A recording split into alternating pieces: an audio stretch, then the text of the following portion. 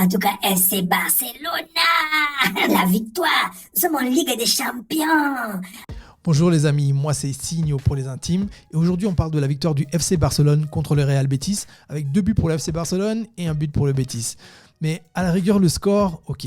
Mais ce qui est plus important, c'est qu'on est enfin qualifié pour la prochaine Ligue des Champions. Alors je sais, ça peut faire sourire parce qu'à une époque, le Barça c'était la première place, la Champions League, la victoire quoi. Laissez-moi vous montrer quelque chose. 2010, non mais regardez-moi cette équipe. 2011.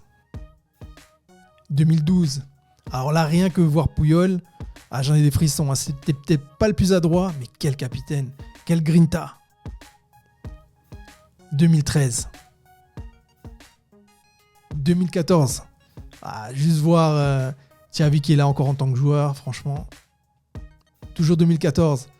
Alors là, par contre, je viens de voir l'ancêtre de l'anglais au niveau du jeu, donc Jérémy Mathieu. Ça me fait des frissons rien que d'y penser. 2019, alors là déjà, voilà. Alors là, 2020, il n'y a qu'à regarder la tête de Dest, franchement, ça résume tout. Et encore 2020. Et là, ça se rapproche plus de ce qu'on a, il y a quand même une grosse différence. Donc oui, ça peut paraître choquant d'être content de terminer à la 2e place, mais vraiment quand on compare les époques, quand on voit l'équipe qu'on avait, il y a encore quelques années, franchement, quand on voit ce qu'on a aujourd'hui, moi je suis vraiment content qu'on soit qualifié en Ligue des Champions.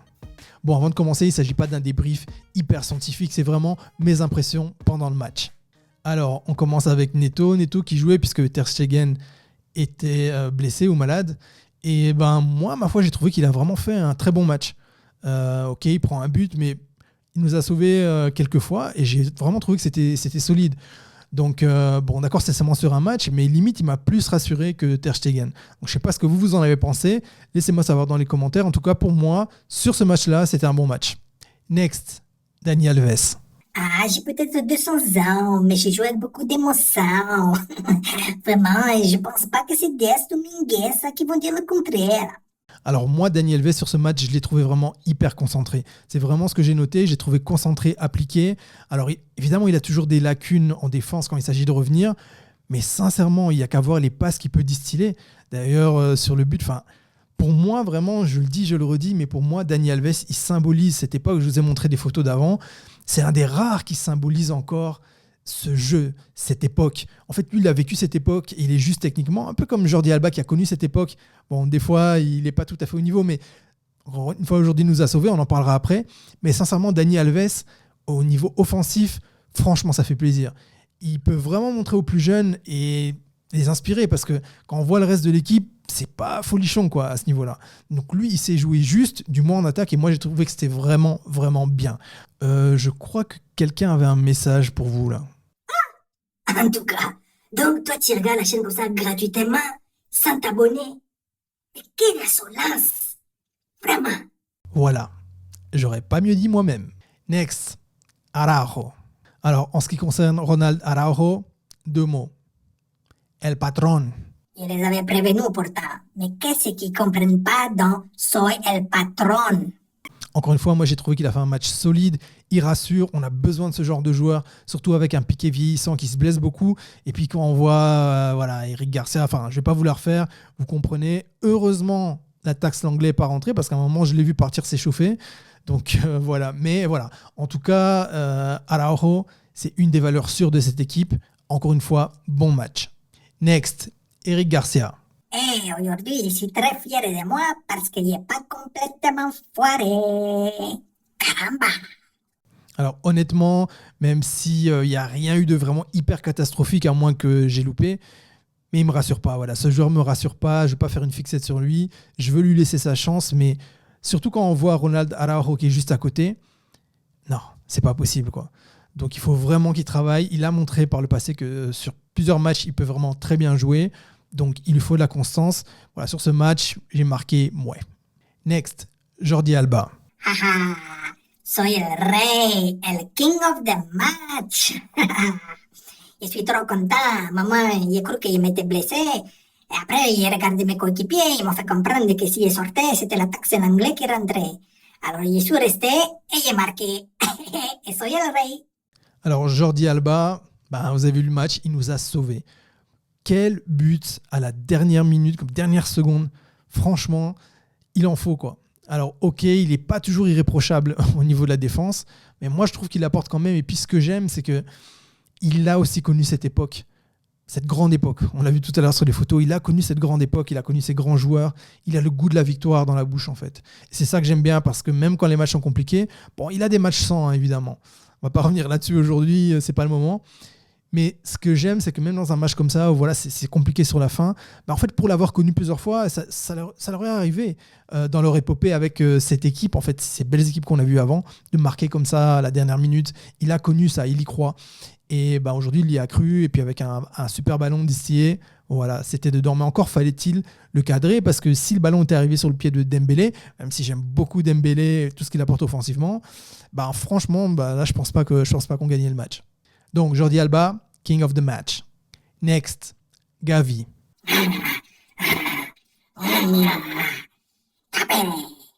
Alors moi, sur ce match-là, Gavi, comme à son habitude, il est teigneux, il lâche rien. Franchement, ça doit être compliqué de défendre sur lui. Et malgré son petit gabarit, il envoie quand même, hein. Mais par contre, moi, je l'ai trouvé brouillon. Donc franchement, sur ce match, j'ai trouvé que c'était pas terrible. Donc il court beaucoup dans tous les sens, ok. Peut-être qu'il arrive à monopoliser des joueurs. Mais voilà, il y a rien quoi au niveau finition. Et puis à un moment, ça devient brouillon. Il faut vraiment qu'il travaille là-dessus. Parce que s'il travaille là-dessus, ça peut vraiment devenir un joueur complet. Next, Busquets. Aujourd'hui, j'étais un peu moins fondamental, mais j'ai quand même réussi à énerver l'adversaire. Alors, Busquets, aujourd'hui, je l'ai trouvé correct. Mais je ne l'ai pas trouvé muy fondamental, à moins que j'ai loupé des choses. Puis comme je vous ai dit, ce n'est pas un test hyper scientifique, ce n'est pas un débrief hyper scientifique, ce sont vraiment mes impressions pendant le match. Mais parfois, il a été là au bon moment, il sait quand il faut prendre des coups, il sait quand il faut faire le tampon. Donc voilà, match correct de la part de Busquets. Next, Frenkie de Jong.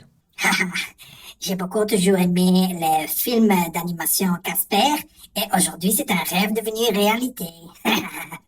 Caramba! Ah, Frenkie. Donc aujourd'hui, je ne l'ai pas trouvé catastrophique. Il a certainement dû faire une ou deux bonnes choses. Mais encore une fois, je l'ai trouvé brouillon. Je l'ai trouvé à un moment, il a complètement disparu. J'avais oublié qu'il était là. Donc il a reçu le ballon. Je me suis dit, il joue.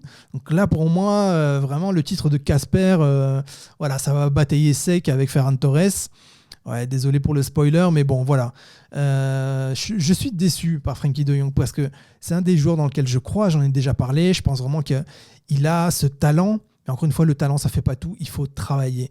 Et là, par rapport au match qu'il nous a fait avant, où il a bien joué, là, il retombe dans ses travers un petit peu, même si ce n'est pas aussi catastrophique qu'avant. Mais voilà, pour moi, franchement, avec son talent, peut mieux faire.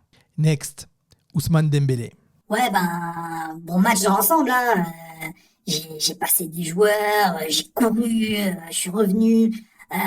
J'ai tiré, j'ai pas cadré, mais bon, il paraît que on va m'offrir un bouquin qui pourrait régler ça. Donc j'ai bon espoir, et puis ça vaut bien 40 millions de salaire, non? Alors j'aime beaucoup Ousmane Dembélé, hein. Je trouve qu'il apporte vraiment beaucoup, mais bon, non mais j'ai vraiment envie de lui offrir ce bouquin, parce que c'est un super joueur, c'est vraiment un feu follet, il est virevoltant, tonitruant, tout ce que vous voulez. Il passe tout le monde, et puis pouh, ça part en tribune, ça percute les oiseaux.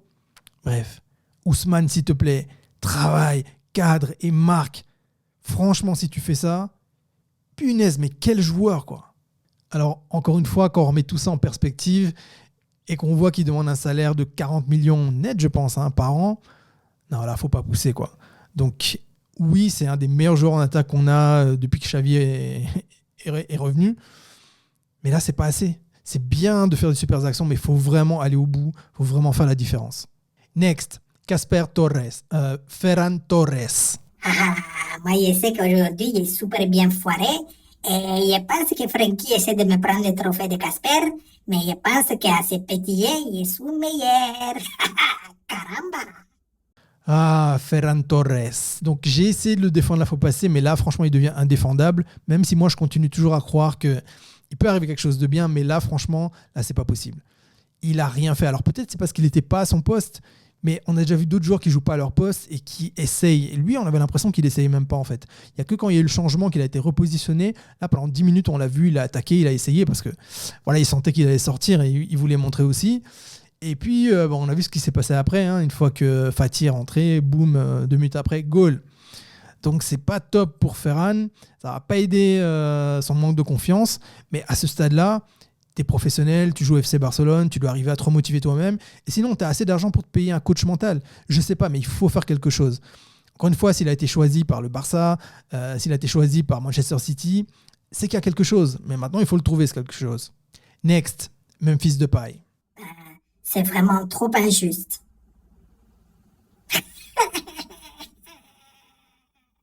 Alors moi-même, Memphis Depay, je l'ai trouvé vraiment volontaire. Il a vraiment essayé. Il n'a pas eu ce petit plus aujourd'hui, ce petit supplément d'âme. Peut-être aussi qu'il stresse parce qu'il sait que Fatih est en train de revenir. Il sait que ça va être compliqué de garder sa place. Et c'est humain. Je veux dire, si c'était toi ou si c'était moi, c'est la même chose en fait. Tu joues et tu te dis, ouais, c'est compliqué parce que même quand je fais de mon mieux, je sens que je ne vais pas être titulaire et il y a la pression. Alors d'habitude, c'est un joueur qui arrive à gérer la pression. Mais là, tu joues au FC Barcelone. Je pense qu'il avait vraiment envie de venir dans ce club et peut-être que ça joue, je ne sais pas. En tout cas, il a essayé, j'ai aimé l'attitude volontaire, il a vraiment essayé de faire des choses. Malheureusement, aujourd'hui, ça n'a pas payé. Mais ça ne veut pas dire que c'est pas bon. Il a son importance dans le jeu et moi, j'aime des joueurs volontaires comme ça. Ça fatigue les défenses adverses. Next, on passe au remplaçant. Bon, je pense... Quoi? Pas avec l'accent espagnol? Ah, d'accord.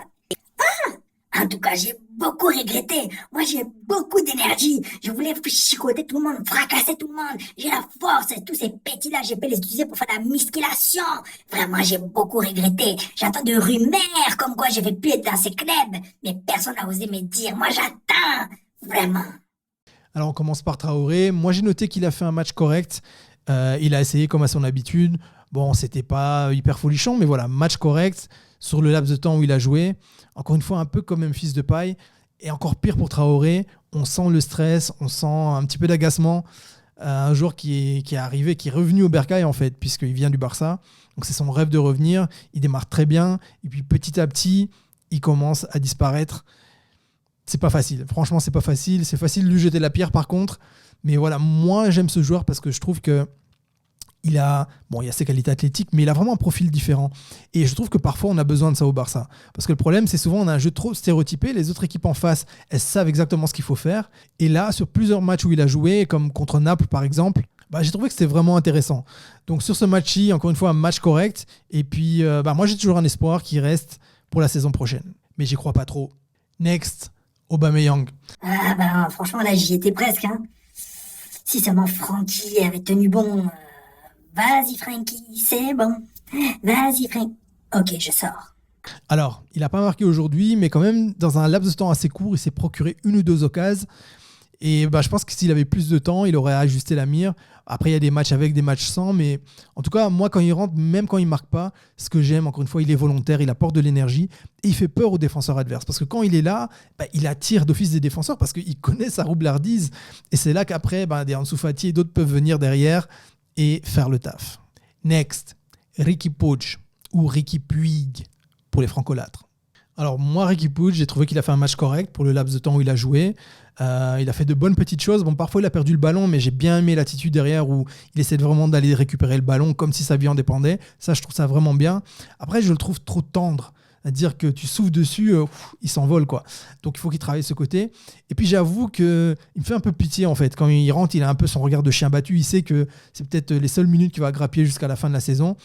Et voilà, c'est vraiment pas facile pour un joueur qui a voulu monter avec les joueurs de sa génération et puis qui voit même des joueurs plus jeunes qui lui passent devant. Il y a toujours ça en fait qui rentre en ligne de compte.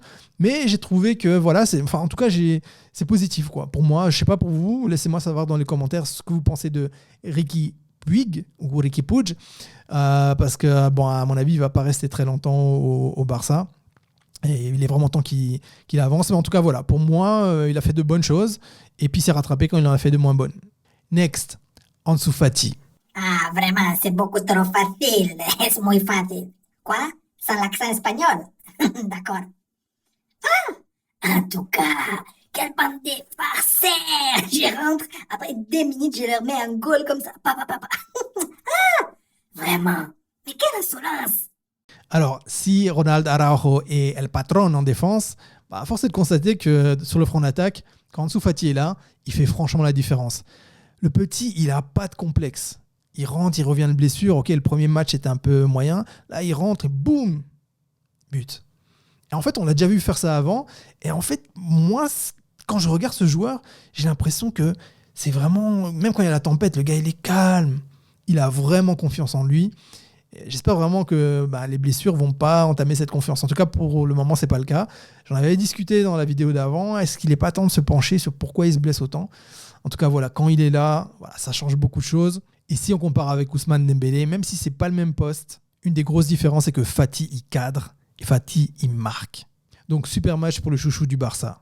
Next, Xavi. Bon, c'était un match plein d'émotions. À un moment, j'ai eu peur que l'attaque de l'anglais aurait dû rentrer parce que j'ai cru que Jordi Alba s'était blessé. Bon, heureusement, il s'est pas blessé. Après, il marque le goal de la victoire. C'est incroyable, incroyable. Et bon, j'avoue qu'il est foiré de garder Ferran Casper Torres sur le terrain. Et bon, parfois on foire, hein. Caramba. Alors, moi, j'ai déjà dit, je kiffe Xavi, mais c'est pas parce que je kiffe un entraîneur ou un joueur que je vais pas dire quand ils font des choses qui vont pas bien. Et là, aujourd'hui, franchement, c'est un scandale que Torres, il sorte après Depay. Parce que Depay, il servait à quelque chose dans le match. Franchement, encore une fois, j'ai dit, même s'il n'a pas eu ce petit supplément d'âme, mais il est volontaire, il bosse, il attire les défenseurs, voilà, il fait peur. Torres, franchement, les gens ne calculaient même pas, quoi. À part, évidemment, quand il y a eu le changement qu'il a été repositionné. Alors là, ok, il a fait quelque chose, mais franchement, les 65 premières minutes, rien, nada. Et donc là, quand on voit Depay qui sort, franchement, ça doit être frustrant pour le joueur. Et là, je le comprends. Donc là, voilà, moins bien pour Xavi, je comprends pas. Bon, après, nous, on n'est pas là à l'entraînement, on ne sait pas ce qui se passe. Mais malgré tout, voilà, il suffit de regarder. Non, là, sur ce match-là, pour moi, Depay ne doit jamais sortir avant Torres. Après, pour le reste, il y a eu le changement gagnant avec Fati. Après, voilà, c'était évident que Fati allait rentrer si il était apte à jouer. Mais voilà, Xavi a bien géré. On sent parfois qu'il est agacé. On sent parfois que... j'ai l'impression qu'il a envie de monter sur le terrain quand il voit Frenkie de Jong qui n'arrive pas à aligner deux passes parfois. Mais voilà, pour le reste, j'ai l'impression que c'est un rock, en fait, Xavi. Quand tu le vois là, sur le banc de touche, en tant que joueur, je pense que ça rassure. Tu le vois, bon, peut-être pas quand t'es Depay et que tu vois Torres qui reste plus longtemps que toi, mais pour le reste, tu es là, tu es dans un tourment, tu vois Xavi. Voilà, moi je pense qu'il apporte vraiment un plus à cette équipe. J'ose même pas imaginer comment ça se passe dans le vestiaire. Je suis sûr qu'il apporte quelque chose. Mais voilà, il doit vraiment faire quelque chose pour ce qu'il vient de faire. Hein. Ça peut plus avoir lieu. Torres, il est mauvais, il sort tout simplement. Il sort avant ou il est même pas titularisé. Alors, ok, quand on regarde le banc, c'est pas fameux. Hein. Faut bien être conscient que, bon, là, j'ai pas mis les joueurs du Barça B sur l'image. Il faut être conscient que Xavi, il n'a pas des tonnes de choix. Mais en tout cas, ce choix-là, voilà, c'est celui que je discute aujourd'hui. Bon, comme d'hab, on va demander l'avis d'un tonton parce que, ouais, sur cette chaîne, les tontons, c'est important. Bonjour les petits, moi c'est Jésus comme dans Au nom de Jésus, dit Bandundu. En tout cas, FC Barcelona, la victoire. Nous sommes en Ligue des Champions, en Ligue des Champions. Donc, Real Betis a perdu contre FC Barcelona. 2 goals pour FC Barcelona. Mais moi, j'ai beaucoup regretté, hein. J'ai eu peur. J'ai vraiment beaucoup regretté parce que notre star, notre monument vivant, Ansu Fati, le seul, l'indiscutable, le monument, il nous marque un goal venu d'ailleurs avec une belle frappe et des poussins. Incroyable, en tout cas, le toucher, la caresse, le gardien n'a rien vu. Et là, pour gâcher la fête, les bêtises marquent quoi, 2 minutes après. Mais j'ai beaucoup regretté, mais quelle insolence! Bon, heureusement, et non, j'allais pas dire heureusement il y a Fandis, il a dit heureusement il y a Dani Alves et Jordi Alba, les vieux, parce que les vieux, ça sert comme à la vieille soupe. En tout cas, quelle bande de farceurs! Mais quelle insolence! Bon, voilà, alors j'espère que cette vidéo vous a plu. Laissez-moi savoir dans les commentaires ce que vous avez pensé de ce match et des différents joueurs. Et s'il y a des vidéos que vous avez envie que je fasse sur la chaîne, si c'est dans mes cordes, laissez-moi savoir dans les commentaires et je les ferai. Voilà, on se dit à la prochaine. Et d'ici là, Visca el Barça. Coupé, décalé, coupé, décalé. On est en Ligue des Champions. Vous entendez cette petite musique là? Na na na na na